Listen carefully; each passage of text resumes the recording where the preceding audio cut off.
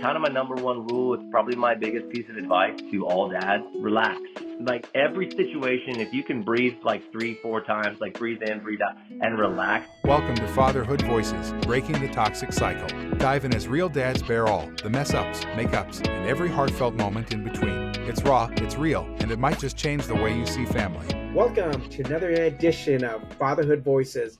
And I'm excited today because I have Nate Feathers on, and he's got an Instagram that's called Fathers Don't Babysit. I love that. Now, a couple of years ago, if you would have asked me that, I would have been like, he's full of crap, you know? But now, since I've been on this journey of healing and having this ego death, I'm really excited about this episode because, you know, the one core principle that I've really self-discovered as I've started to kind of research your Instagram and so forth and watch your reels is just how you're practicing self-discipline and trying to connect with your children on a emotional level. And that's going to be powerful because I was never emotionally present when my children were growing up. And with that, I'm excited to hear a little bit about your story. So while you start to introduce yourself, I'm going to just grab my charger because my battery's going low. But go and introduce yourself. I'm going to disappear for 30 seconds and then I'm going to be right back. But please, if you can introduce yourself to the audience and just share a little bit about you and where you're from and how many kids and where this all started, that don't babysit. That I can do. So my name, like you said, my name is Nate Feathers. I am a father of 6. I say a lot of times that I have one in college and one in diapers. That's because I have them from 20 years old all the way down to just under 4 months old, and then scattered in between. So it's a pretty big expanse, but that's given me a lot of experience. And so I am not only experienced on how things go all the way up into their 20s or through their teens, but I'm also in the trenches with those dads that are maybe just starting, just because I pretty much just started over 4 months ago. Yeah, we live in Nashville, Tennessee, which I love, and enjoy the area and the climate most of the time. So that's good. But yeah, I mean, this whole thing started, honestly, for me, it really started when my oldest went to college. Like that was really where it hit me. You know, you're not like losing your kids, but like, and everybody says like, I remember when he was born, you know, I was living in Costa Rica when he was born. And so the nurse is like, oh, you're going to blink and it'll be gone. And I was like, that's crazy. And that is so true that you will wake up when they're 18 and getting ready to go to college and be like, holy cow, it just flew by. It was, you know, they say the days are long, but the years are short. And it's really true because when we took him to college and I drove back home and I sat on the front porch by myself and was like, it's over. And it's not that it was over. It was just like, it hit me that from now on, he's not going to be in that front room downstairs. He'll be at college. He'll be in his dorm. It'll be phone calls. And, well, you know, we're like, my buddies and I are going out. I mean, I remember college. My dad called me and was like, you need to call your mom. And it was one of those moments where it's like, oh yeah, like I'm living my life over here. And my parents, you know, they don't call you. They don't think to, and I don't think at like 18, 19, they're busy living their lives as they should. But what that meant for me was there was a lot of regret. I had one of those moments of like life flashing before your eyes. But what I saw was his childhood, and I really sucked as a dad. And that was the part that was hard for me, is that I was like, I could have done so many things so differently. And the weight of regret, they say the weight of regret weighs tons, but the weight of discipline weighs ounces. And so I felt that and was like, I never want to feel this again. And I had 4 at the time, and now I have 5 more still in the house. And I thought to myself, no man should ever feel this way. But I bet a lot of fathers get to this point and go, yeah, crap, I could have done so much better. And so what can I do to help other men not feel this way? And that's really where this whole journey, at least on Instagram, started, was sharing what I call my transition from traditional parenting to conscious parenting. That's really where I got to start. No, that's beautiful. And one of the things that I try to do with each podcast is I try to extract a worksheet that we can build together, a collaboration on best Mm. practices that we can offer as a free resource. And I think we just self-discovered the first one that I'd like to collab with you on. And at first, when you said you're going to blink, and it's going to be gone, but then I just realized that we should collab on this worksheet called "I Really Sucked as a Dad." I think that would be an awesome 7, 8 page, 10 page to just get perspectives on other fathers that are either have already done the damage, I'm going to say, and are on Hmm. the process toward becoming conscientious and healing, or for fathers that are going through that now and maybe need to have that self actualization that, hey, this is what's going on, and you're going to blink and it's going to be gone. Yeah. I read a statistic not too long ago that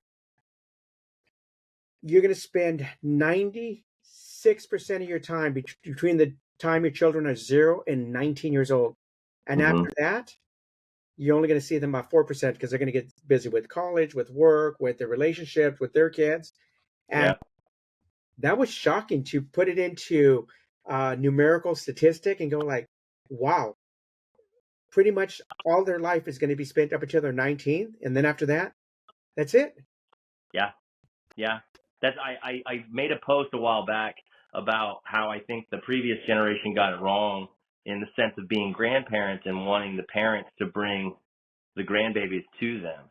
And it kind of got a ton of traffic because people were like, yeah, that's totally true. My parents always want us to come to them, or or my in-laws always want us to come to them. And that's not really what it was about. I was just saying, I'm not going to do that. What I'm going to do is chase after them. It actually came on the heels of a conversation with my older brother where he was like, I'm just going to go where they are. And I was saying the same thing, because you're right. Like I heard that same stat, and it was like 75% of your time is done by 12 years old, and then you get that other like 21% between 12 and 19, and then it's 4% after that, and that is soul crushing if you're really aware of what you're dealing with. I mean, you could live 40, 50, 60 years after they leave your house, and you only get 4% of your life with them after that. That is, I mean, that makes me hurt physically.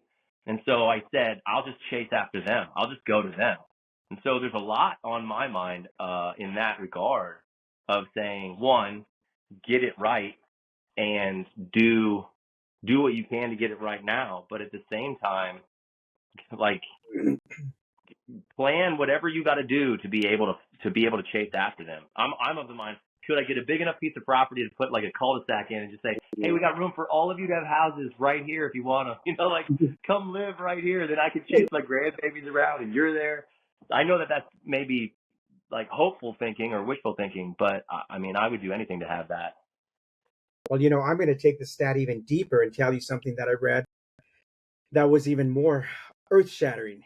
And I read this, and I'm just going to use my grandmother, because, my grandmother, my kid's great grandmother, Hmm. my grandmother's 96 years old.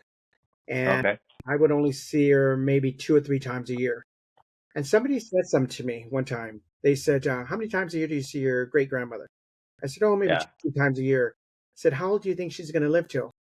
I says, well, she's, really, really ill, probably about another 2 years. And they said, well, if you only see her 2 to 3 times a year, do you know you only have 5 to 6 more visits with her? God, it's awful. Wow.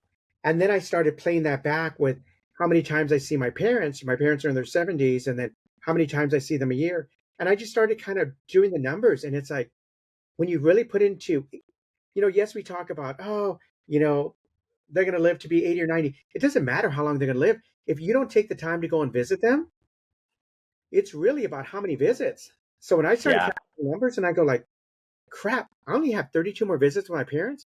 I need to Yeah. stop and not only for me, but for my kids and for now my daughter just had a baby a year ago, so my grandchild.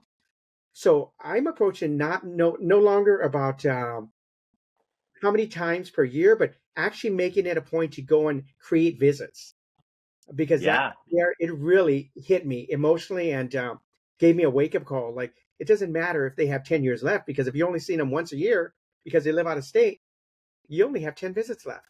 So I love Yeah. that you said that what you're going to do is you're not going to wait for your kids to come to you, or for your kids to bring their kids. You're going to go out and you're going to seek them out. I love that. Yeah, you have to. And in my opinion, it's like we were kind of talking about it already, but it's like they have their life. You know, they have all of their they have like I think about my life, right? I have 6 children. My youngest is 4.5, 4 months almost. He hates the car, right? So what am I gonna do? Put him in the car, drive 6 hours to my parents with a baby who's gonna scream 50% of that time. All the kids in the car, we're crammed in, like it's almost, and then where do you put your luggage? And then when you stay there, you have all your kids are at their house. It's not their stuff. So, you know, most grandparents are pretty cool. Like, I guarantee you my kids are going to break something at the house. Guaranteed it's going to happen. Right. So they're going to break stuff.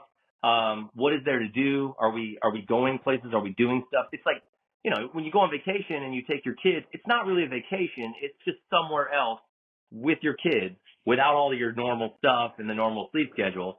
So when you go visit your parents that way, that is, in my opinion, that's a lot of difficulty put on the people who have the kids. And so I'm not complaining about that being the case for me right now. But what I am saying is that makes me just not go do that. So I'm just going to be the grandparent that goes to my kids so that I can just pop in and go, I'm here. Do you all need to take a date? I'll take the kids. Like we'll take them on walks. We'll take them places. Do you need time off? You know, like go to work. Like we'll make breakfast. I'm gonna jump into their life and just say, what can I do to be with you and be with these grandbabies and make this easier while I'm here because I just want to be around you. And that's the way I feel right now about my own kids. It's crazy because I've literally said I'm never going to say I can't wait for this part because, you know, people say, well, I can't wait till they can talk. Well, I can tell you right now, once they talk, you're going to be like, oh man, I wish you'd stop talking because they'll never stop, right? And so I don't say I can't wait until, but I do say I'm very excited. And one of the things I recently said was, I'm so excited to be a grandparent. One, I get to relive them being babies. Like I've heard people say that it's like I get to love my own children all over again from the start. That gets me hyped because I really did. I sucked as a dad for Zeke, and I can't wait till he has kids. Like I will. I do want to wait, but I'm excited for him having kids because then I get to redo all of that and do it right. So much more calm because I'm not dad. I'm Pap. You know what I mean? So it's all about jumping in and being part of their life. That right now, that's still the case. I come home, like what you experienced before we hit record was I normally come in and I got the youngest girl comes sprinting to me and checks to see if I've got like dust all over me or whatever from doing a project and then like gives me a kiss or jumps in my arms, you know, kiss mama, like see the kids. There's normally like a whole to do about that when I come home. And then it's how do I get into the day with them? What's going on? That's really what I want and what I try to have happen. I'm just going to do that later on in life with more babies, you know? No, absolutely. My youngest just had a baby last year, so she's 14 months now. And it's funny because, when my kids were growing up, there was a lot of yelling in the household and a lot of Mm, toxicity, and it wasn't physical, but it was mostly emotional, psychological, because I was raised like, it's when I ask you to do something, you do it now. Um, yeah. my daughters weren't allowed to cry. So little girls, they weren't allowed to cry. They'd get in trouble. Mm, They yeah. weren't allowed to go to therapy because to me, therapy was a cop out. So, just all these, the way that I shifted kind of their mindset. And then now being on this new journey of healing, it's a struggle because one, trying to go back and now do things differently with adult children, and Yeah. then just waiting for the shoe to drop for you to revert back. And then Yeah. on the other foot, it's like I have this grandbaby in the house, and now I'm trying to protect her energy and don't raise your voices. Um, you can't, don't make noise. So now it's like I'm doing the opposite, and they're getting pissed.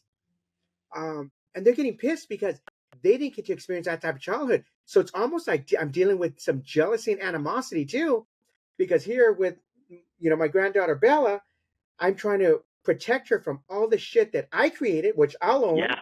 and Yeah. then unfortunately their mom um wasn't strong enough to leave me, because the reality is she should have walked out because it was damaging to the kids. And my girls have Yeah. always said that, like, Mom, why weren't you strong enough to leave him? And it was just now having to go back and try to do things differently.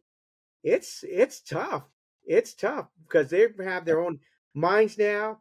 Two of them are my spitting image of me a couple years ago in that toxicity. So it's like I'm dealing with the old narcissist me's, and I'm like, shit, this is rough, you know. Yeah. This Yeah. I will say I sat down with my older two when the younger.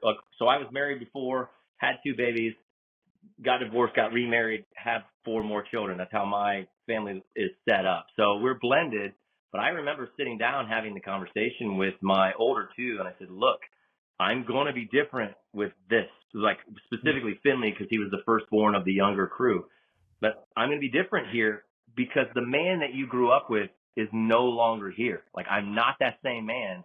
And I think one, I didn't do this consciously like, oh, I'm going to go in here and tell them like we should be growing. I just went in there to be like, I'm different.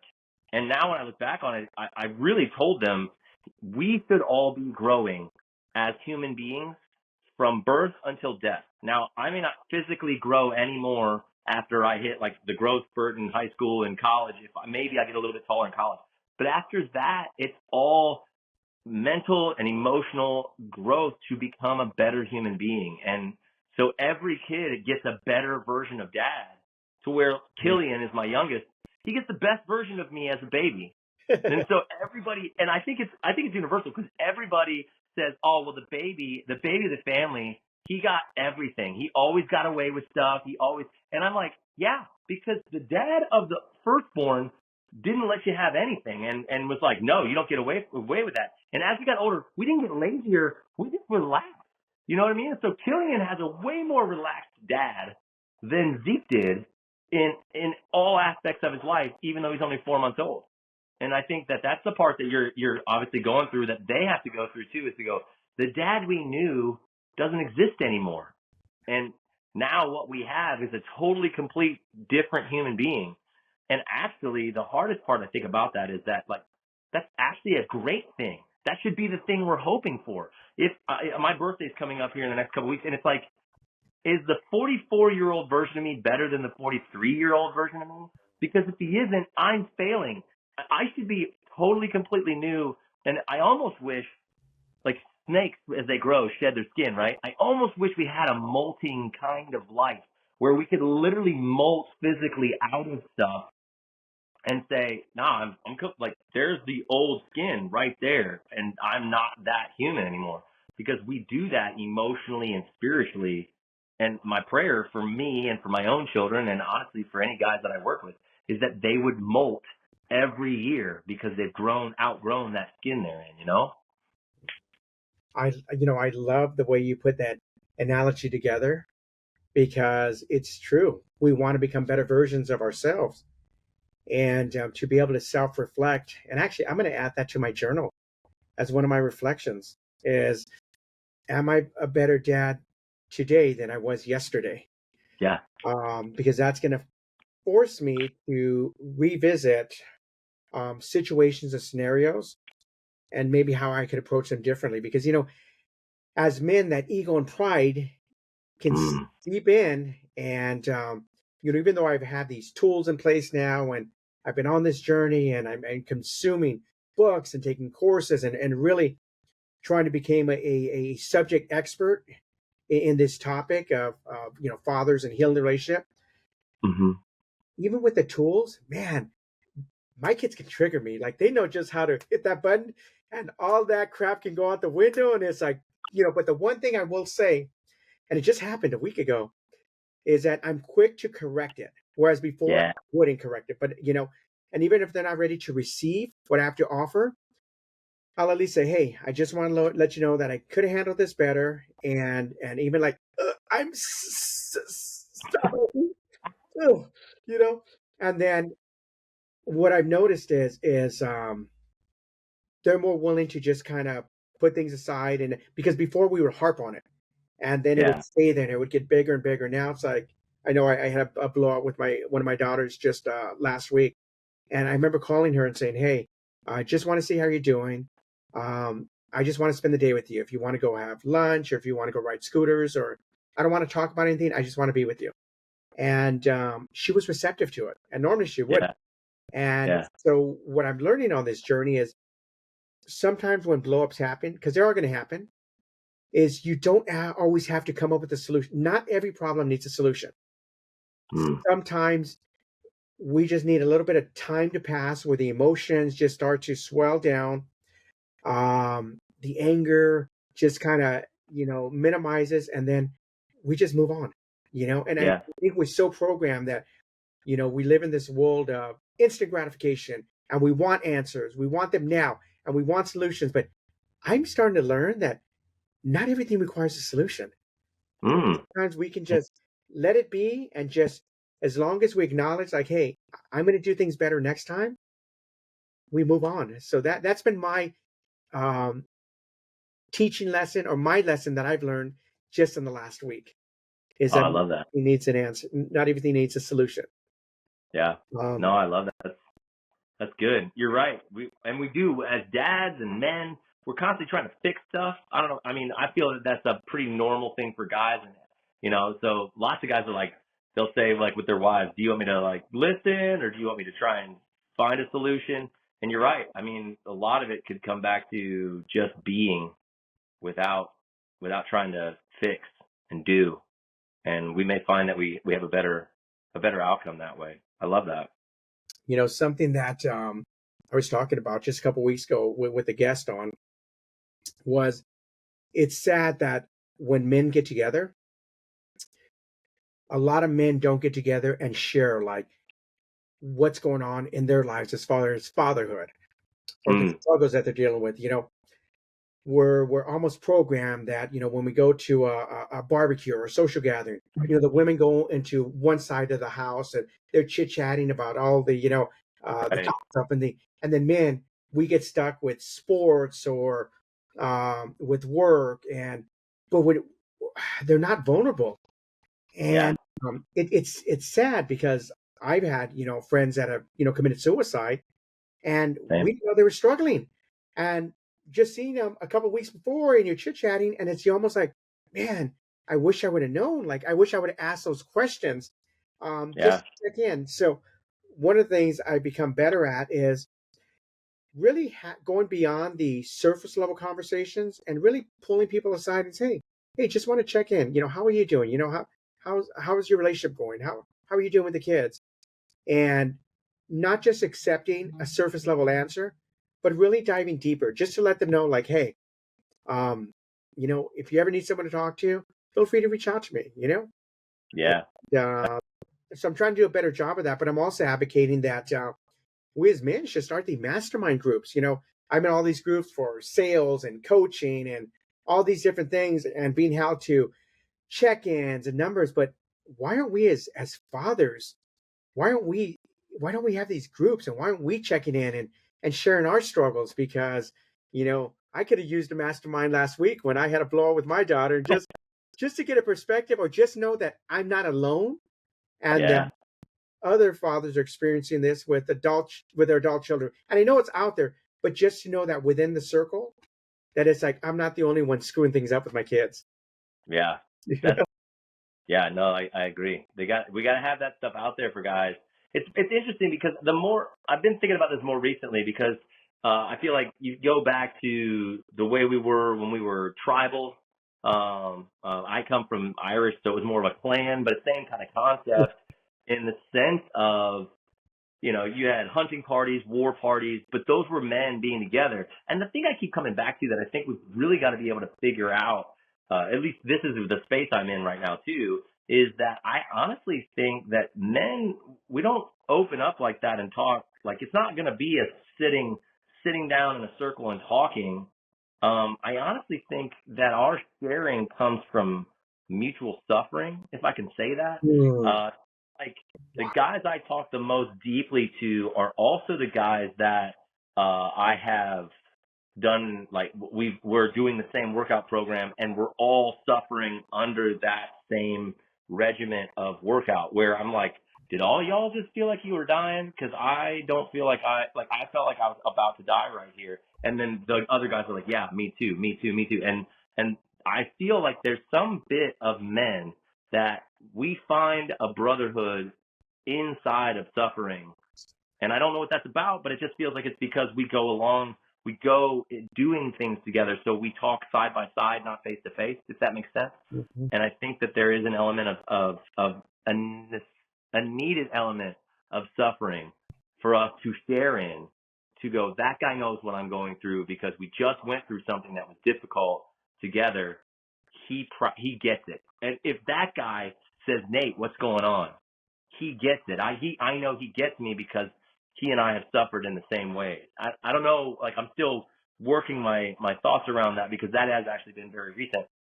But I think that there's something to be said about that. You have a difficulty with guys being in community virtually because, well, this guy, like, how do I know this guy suffers the way I do? You know what I mean? And there's a need for men to share more, but you don't get that without a type of, I don't think, the more I think about it, I think that you don't really get a lot of that without a type of suffering.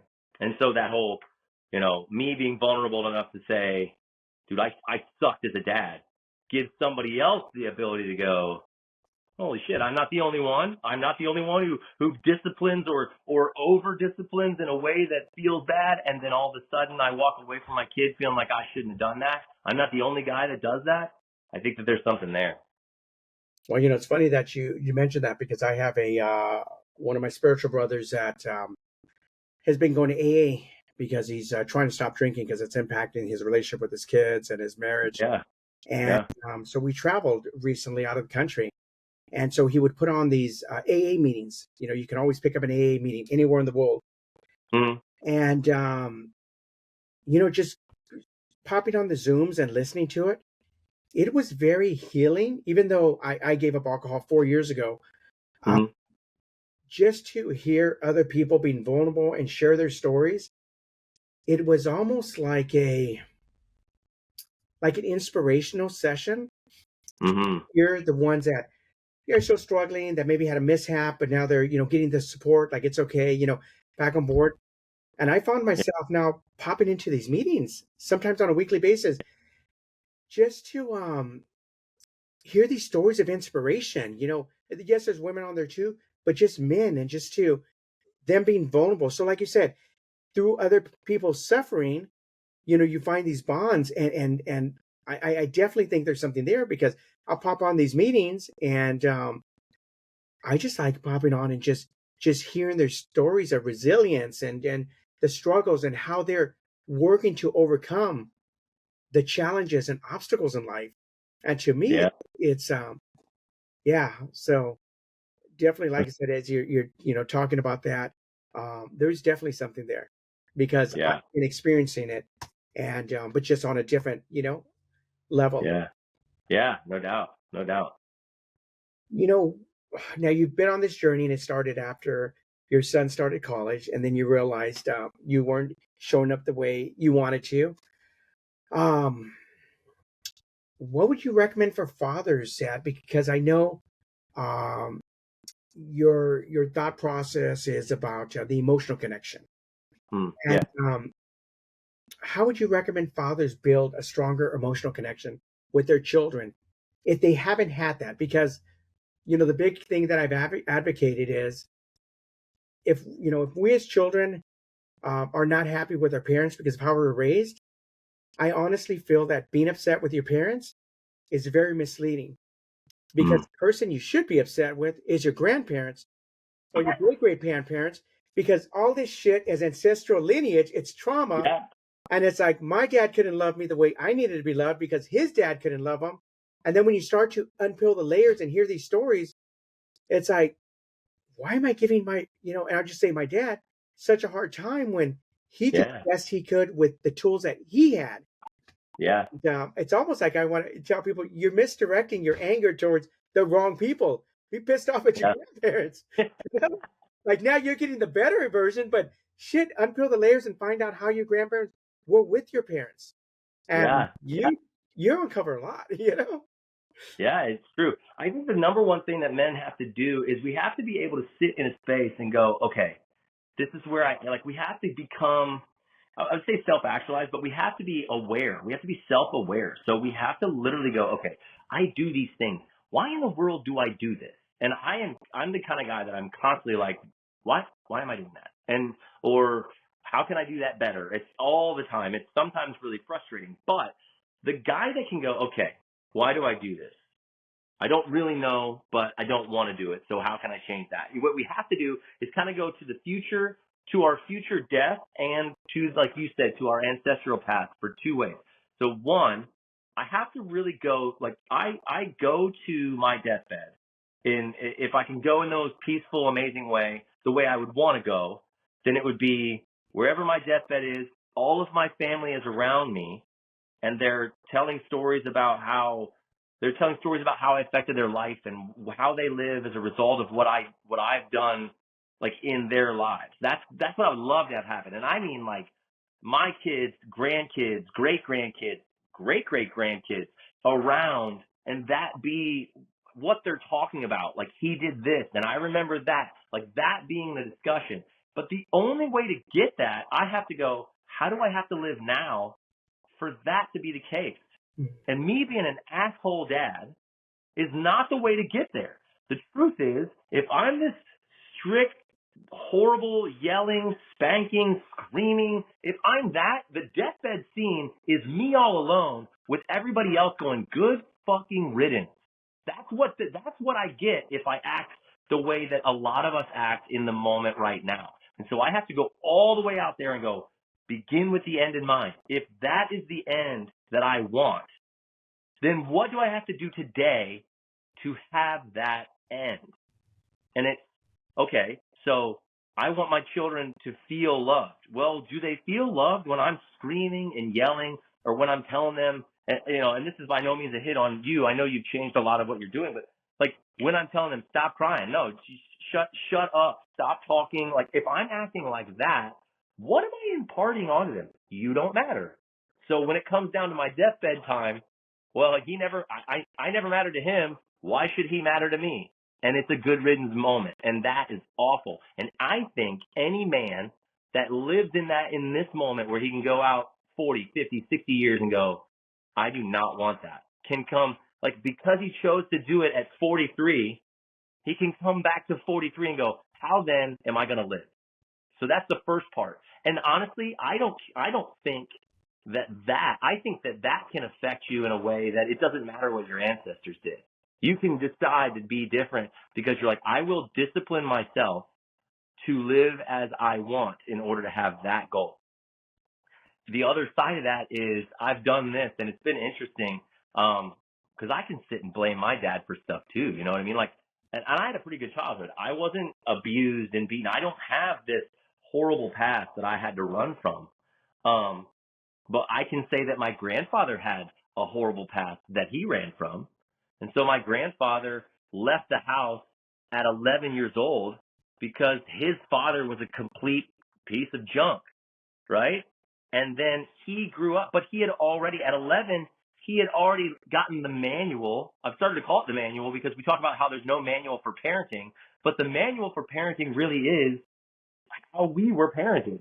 We're just going to default to it. It's almost like it was the manual isn't something to hand you. They wrote it on your soul. You know what I mean? That's the manual. And so my grandfather's manual was poor treatment and feeling like he didn't matter. And so he left home at 11 years old to sleep in a barn and work full time because he did not want to be in the house where his father lived, right? But that move made him different for when he had my dad. And so then there are things that go on in my dad's life. And there's a moment in my dad's life where something happens and he looks at my dad and he goes, that will never happen again. And he chose to not live near home because he didn't want his own children in the future, he didn't have any at the time, to live around that.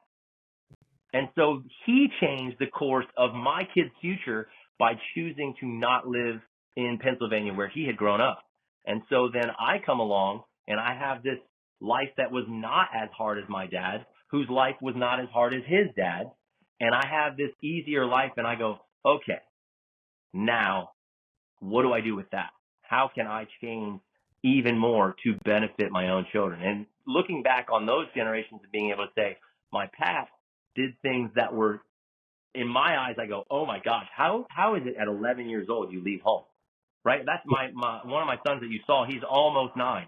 That's 2 years from him. Like that's insane to me. I think about an 11-year-old. Can you imagine an 11-year-old just leaving home like I'm out and going to work on a farm somewhere? Like what? That's unheard of. But that's what my grandfather did to get away from his dad. And then when my dad at 19 goes, I'm not going to live around here because I'm not having this be what's around my family. And then me going, I'm going to do things differently because there are certain things that my parents did that I don't want my children to deal with.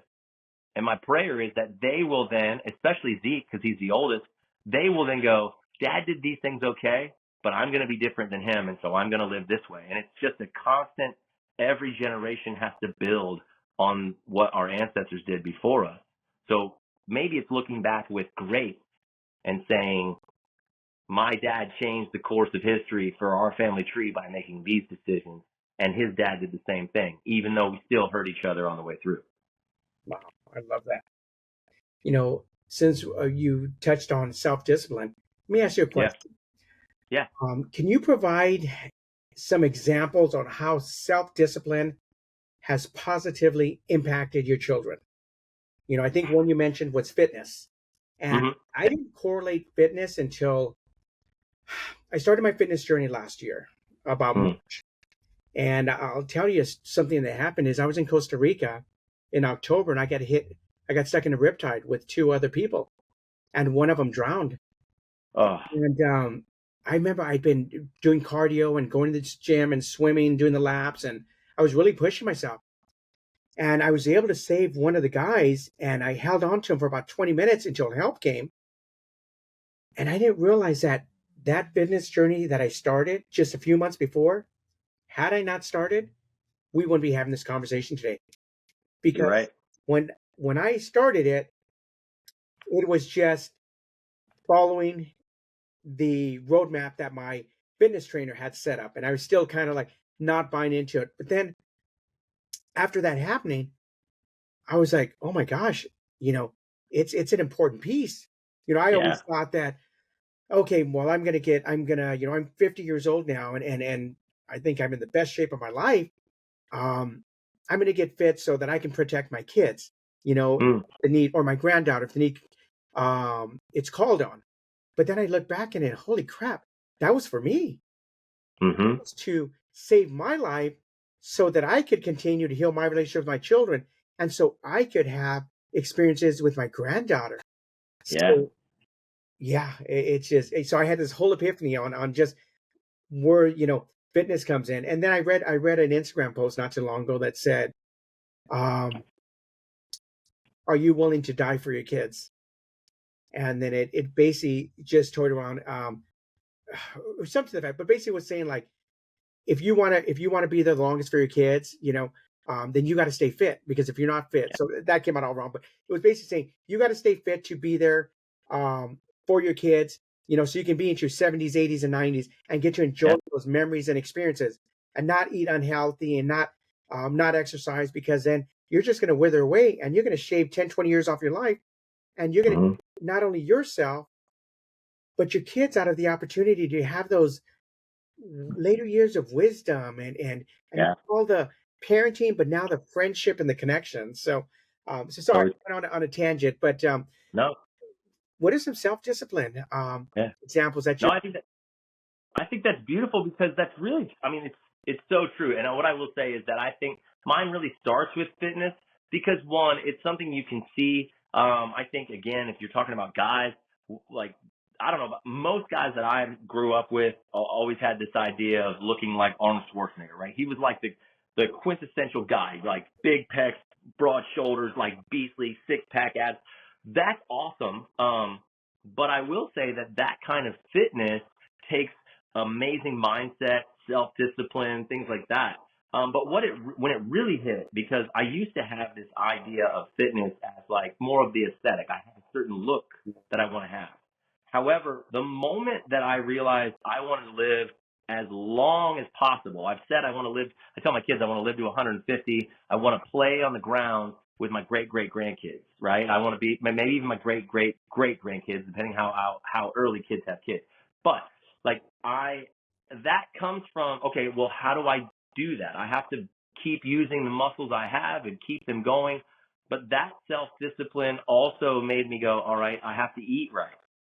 Well, what I can tell you is that your children, their worldview is built by watching you, right? They're not going to do what you say. They do what you do. So what am I doing? If I'm working out, then working out is a priority in the lives of my children. And I can tell you right now, my oldest works out. My younger two sons, they love going to the gym with me. One, Finley, is my almost 9-year-old. He wants to do workouts with me and things like that. They're following in my footsteps. So, but if you want your kids to eat broccoli, you got to be eating broccoli, because then it becomes normal, right? Like if I want kids to eat the healthy foods, I have to be ingesting healthy foods for the fact that I'm the example. But that self-discipline started to carry over. That's when I really saw it. I had a friend that was like, yeah, my kids won't eat vegetables. And I was like, bro, you don't eat vegetables. How can you expect your own kids to do anything that you don't do? This is hypocrisy at its highest, because you're literally trying to force something for your kids to do that you won't do. That's not leadership, that kind of thing. But when it comes down to it, it just really started to hit even harder on the concept of, well, men, we want respect, right? I want to be respected. And tons of guys are like, my kids will respect me. The problem with that is how they go about getting it is by disrespecting their own children. You're going to do what I say and you will be how I tell you to be. And like, none of that is respectful. And so when I think about a boss, like if I don't really work for anybody, but if I had somebody that I've worked for, like if he was a total complete jerk, it's because he's completely disrespecting me constantly. Do I want to be around him? No, I don't. Do I want to emulate him? No, I don't. In fact, I'm going to want to do things that bother him and ruin his day. That's the kind of personality I have. What can I do to just jack with his day because he's an asshole and nobody likes him? Okay, well, let's throw that into my family. If I'm that boss, then my kids are the employees. How does that look? And so then I started going, okay, well, if I want them to respect me, if I want them to want to emulate me, then I have to give them the respect that they deserve as humans, right? I have to earn their respect. And that imparts more self-discipline on me. Not that I don't help them, teach them, correct them, none of that. But in how do I do that? Am I screaming and yelling? Am I shaming and putting guilt on them? If I'm doing all of that, they don't want to be around it. But if I pull them in and I go, hey, when we do those things and we treat people this way, this is how they feel. And then we teach them from a point of love and care and respect. We do that by being the example. And if I always look at myself as the example, then my own self-discipline is the best discipline for my children, because I am teaching them how to be by watching what I do. I can be like, yeah, just come watch me. And that takes so much more effort on my part than just yelling at them or telling them what to do and being that like quote unquote traditional dad. The whole conscious fatherhood idea from my standpoint is, how do I be who I'm supposed to be so that they can become that? And then I just keep improving on it so that the bar is here, but every day it goes up so that they can just keep rising with it. I love that analogy you put in place, that if I treat my family like a business and I'm the boss, and how I'm going to set that tone and example. And I look back to, a couple of years ago before I started my path of healing, and I micromanaged everything, so now, and I'm thinking back. So when you said that, I reflected back to how I ran my team. And it was, I treated them like kids. I micromanaged them, and then it was my way, the only way. And then and as you're talking, I'm thinking back to, that's how I raised my kids. And it's the same thing. So what I did in the home as a father, it correlated with me running my business and my team. And I did the exact same thing. It was a lot of dysfunction and Mm. a lot of chaos. And yeah, it makes so much sense. So if you want to be the better version, as fathers, you should look at your family like a business and what do you want? How do you want them to grow? Because my team struggled to grow because I always gave them the answers. I was just, Mm. I don't want to deal with the problem. I just wanted a quick fix solution so we could get to the revenue stream. And then I'm looking Yeah. back at when my kids would come with problems. I don't want to hear it. Just give me the solution and let's deal with it. But Yep. I robbed them of the opportunity to self-explore, to do the wrong things, because that's the only way for them to learn is sometimes Yep. they have to go on their own journey and stumble backwards. But I was so quick to just solve it because I didn't want to deal with it. It's like, let's move Yeah. on. And so, wow, that's definitely when I meditate tonight, that's definitely going to be something that I sit with because I can see the correlation between my business and how I raise my kids. And holy crap, Yeah. you know, I do got to tell you a funny story. So I'm watching one of your reels the other day, and you talked about the cereal. Oh my goodness. And about how you were raised and you couldn't open a new pack of cereal until the old one was finished, and then about the toothpaste and your son, he wanted one upstairs or downstairs, but then you said, no, there's still one open. So I got to tell you a funny story. I didn't put the connection together, but I was raised the same way that you couldn't open anything new until you finish the old one. So Yeah. I remember going to CVS the other day, 2, 3 weeks ago, and I bought like 3 bags of chips for $10. It was like a sale. So I bought some chips Yeah. and so I can have with my sandwiches. And I kid you not, yesterday I went to go make me a sandwich and I went into the pantry and I'm like, man, I really want those jalapeno kettle chips, but I can't open them yet because I opened the stupid habanero ones. And I'm like, and I really had this thought process was just subconsciously the last week I was finishing the bag so that I could go to the next one. But I last week I really wanted some of the other one, the kettle, but I didn't open it. So then the other day, I'm sitting and I'm going, you know what? I really want these, but I'm not done. You know what? Fuck it. I'm opening that bag of chips. I'm opening that story. And they said, this is a shit that my parents programmed that no, you have to finish the cereal first, all this. Like, no, I'm an Yeah. adult. That's my Yeah. smart inner child. And I opened all the other 2 bags. I'm like, screw it. And I did a Yeah. mixed bowl of chips. But it was just funny how that one reel, it really just kind of connected. And I'm like, holy shit. I'm still now 50 years old and I was still doing the same thing.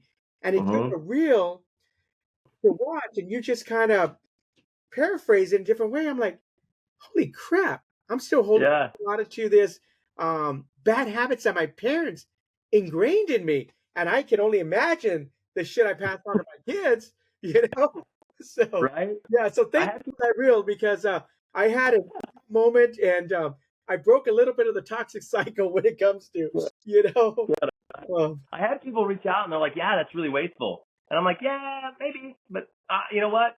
I keep coming back to it, and I'm like, I know that I try to keep the concept that I don't I don't want to say I love money, but you have to treat money like I've heard it said you have to treat money like you want to date it, like you want to marry it, because like if you treat it that way, it will be attracted to you. But if you treat it like you don't care about it, then it'll be like, well, you don't care about me, and it goes away. So I say this with the understanding that I really do try to teach my own kids and live with money by caring about it, but not letting it run my life, if that makes sense.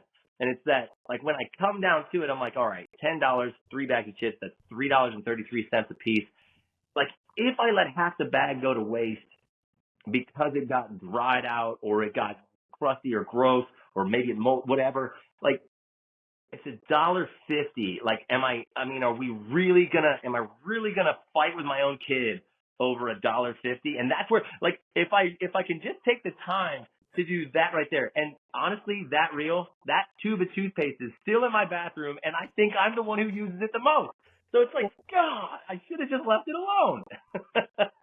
how funny. You know, wow, this has been a beautiful episode. Man, the time just kind of flew by. Done it. Um, as we start to wrap up this episode, let me ask you a final question, and then I'll get your final thoughts. Yeah. What type of resources or systems do you suggest that fathers lean towards when they're looking to build an emotional connection with their children? Because I was very shocked and I've started to poll different fathers I get the direct messages and so forth. I'm Yeah. starting to realize that, man, a lot of fathers really don't know what the hell's going on with their kids. They don't have that emotional connection. And it seems Yeah. like the younger generation, it's just getting worse and worse. I mean, you go to any restaurant now and this is what kids are doing. There's no family Mm. time anymore. Shut them up, Yeah. give them the phone, you know? And and Yeah. and I see, kids as young as like 2 years old on the phone, and the parents are just right there, and there's no engagement with the kids, and it's Yeah. then they wonder why things are happening in their life, why their kids aren't having that emotional connection with them. Well, yeah, it's because we're so quick to find quick fixes because we don't want to deal with it. Yeah. Um, yeah, Yeah. I think as far as resources, I mean, these are the kind of things that people need. Like guys need this kind of conversation. They can reach out. I mean, seriously, I answer just about every DM I get. So I'm like, dude, reach out, ask a question, totally ask me. It'll show up in my like hidden requests and I'll still find it. I still look through those to make sure I don't miss somebody. And I think that that's the beauty of Instagram and YouTube. There's always stuff you can go find on those places and follow the guys that you resonate with or the guys that are, I almost suggest, follow the guys that you totally disagree with, right? So a lot of guys, if we go back to old Nate would have totally hated new Nate. Like I'd have just been like, this guy's a quack because all he ever wants to do is emotionally connect with his children. They're supposed to shut up and do what he says. And I had to go through some dark times to go, yeah, I don't want to be there. And then I had to have a kid leave the nest to go there. So some of that is, all right, you totally disagree with me. But if you were to listen, perhaps you'd find some stuff that you might go, I'm going to try that. Because honestly, what's the worst thing that could happen if you try consciously parenting your children and being an example to them? You may find that you don't like it and you just go back to how you were. But you may also find that, oh my God, it works. And you may find that you want to go further down that path. So following some people following some guys that you would either resonate with as well as maybe disagree with on a lot of things so that you could at least get the opposite side. Because a lot of times Instagram will give you only what you're searching for, right? Only what you like. And so try to find some guys that maybe you disagree with. And maybe I'm one of those. The other side of that is I am still looking for a lot of men. Like the only way I can put this is male authors writing about parenting or the male side of the conversation. Gabor Mate is a great resource. He's a psychologist. I believe he was born in a prison camp in 1940s, early 1940s Germany. Like I want to say that's where he was born, but he's a psychologist and he always speaks to the childhood trauma and wounds. But he's coming at it from a guy's perspective as well. That's a good one. I will always push people towards him because I think he's got a great perspective. And then I really think that when it comes down to it, it's some of the practices you have to do is remember that you're the example for everything. So the reason your kid grabs a phone and wants to look at it is because you do. The reason your kid is watching TV as much as they are is because you do, or you allow it. The reason that you're giving them the phone at dinner is because you don't want to deal with stuff, is because you don't have things set up in your life for you to connect with them. Take them with you on a drive. Make it a rule that no one has a phone or toys at the dinner table. Like if you make that rule, then they can call you out on it. My kids have literally been like, I've seen a text or felt a text and grabbed it and looked, and they're like, Dad, there's no phones at the table. They have the right to call me out on it because that's the rule. And I'm not above the law, right? The law in our house is there's no phones and there's no toys at the dinner table. And we do that a lot. And so if Dad grabs his phone, anyone at the table can be like, Dad, we don't do that.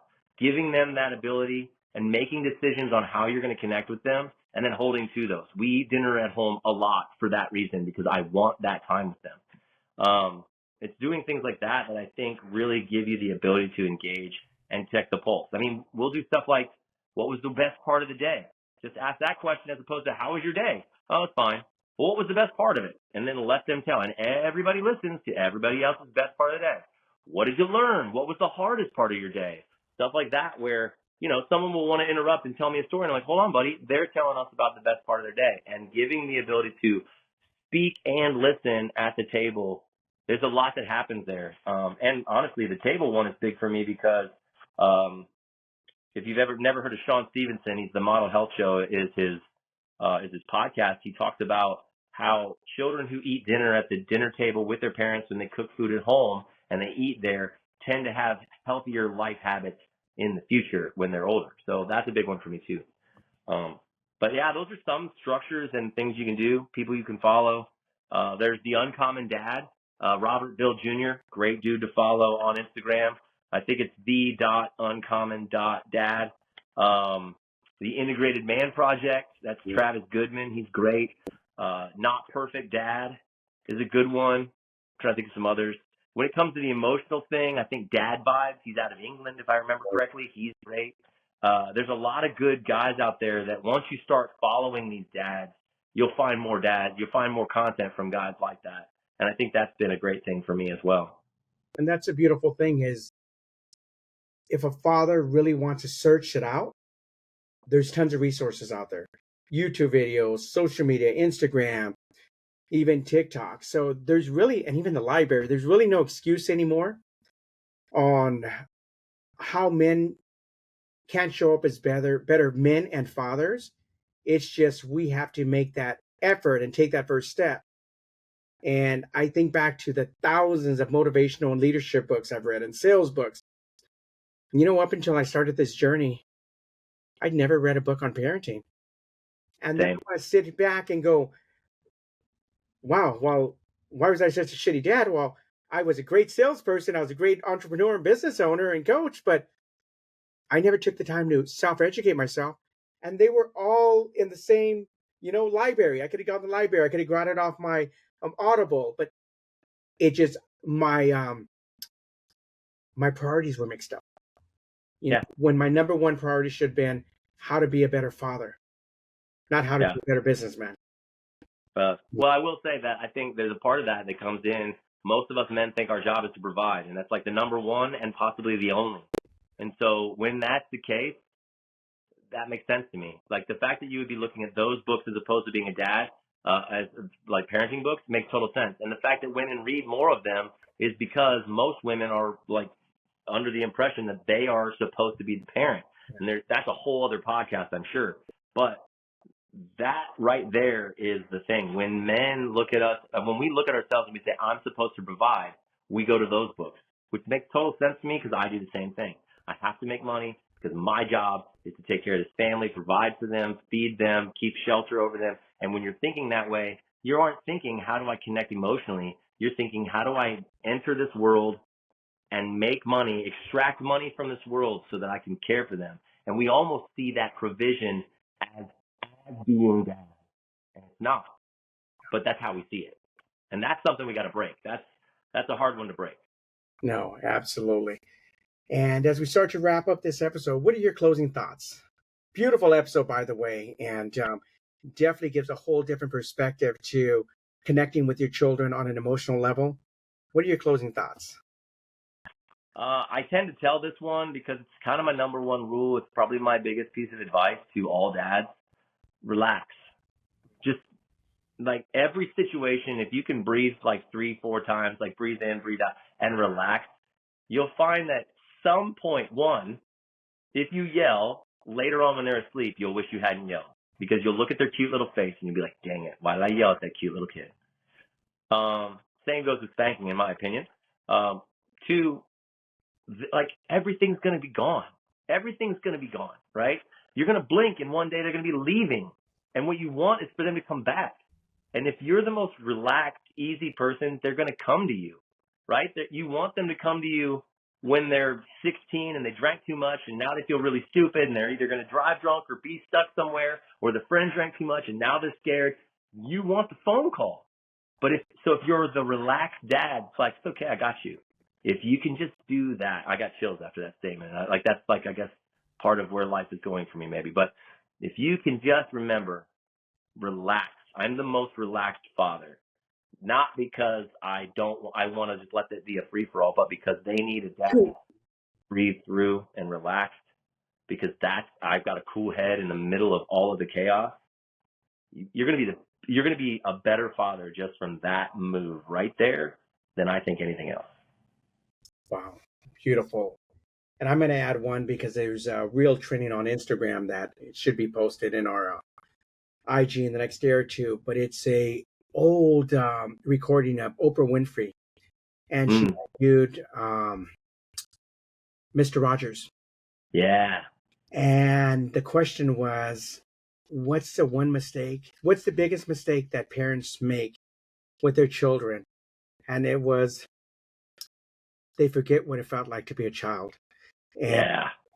it was just so beautiful that we as parents, even as adults, we can't stop forgetting that inner child inside of us because, I've been fortunate enough that, I've always been like this adventurous, fun dad. So now my adult kids, they want to hang out with me. They invite me places, and that's pretty cool to have when your adult children want to spend time with you, not because they have to, but because they want to. And to me, that's a testament of where the journey's going. Is that now my kids are calling me and saying, "Hey, do you want to hang out? Do you want to go here?" I'm like, really, with your friends? And at first, my kid wants to kick in and say, "Oh, you want me to pay for things?" But no, they just really want to hang out. That's good. So yeah. But with that, Nate, thank you very much. This has been a beautiful episode, and like I said, congrats on your Instagram success. And dads don't babysit, and they can find you there if they want to find out more information about just connecting with your kids on an emotional level. And it's nice to know that there's other fathers out there that didn't do it right the first time, and they're on the path towards correcting their past. And I was going to say mistakes, but I don't know if it's mistakes, if it's much as that was just part of the journey. Mm-hmm. That was just part of the journey. And those trials and tribulations that we go through make us better versions. And like you said, it's almost like a snake that sheds its skin. As dads, we're not going to be the same dad that we were before. So we're going to change weekly, monthly, yearly. And that old dad should be a better version of themselves on a continuous basis. Absolutely. So with that, thank you so much. Another episode of Fatherhood Voices and Breaking the Toxic Cycle. And this one was about connecting with your children and their emotional well-being. Wow. Who would have ever thought this episode would have come to light? Thank you so much. And thank you. I look forward to connecting with you and collabing with you in the near future. That sounds good. Okay. We'll see you.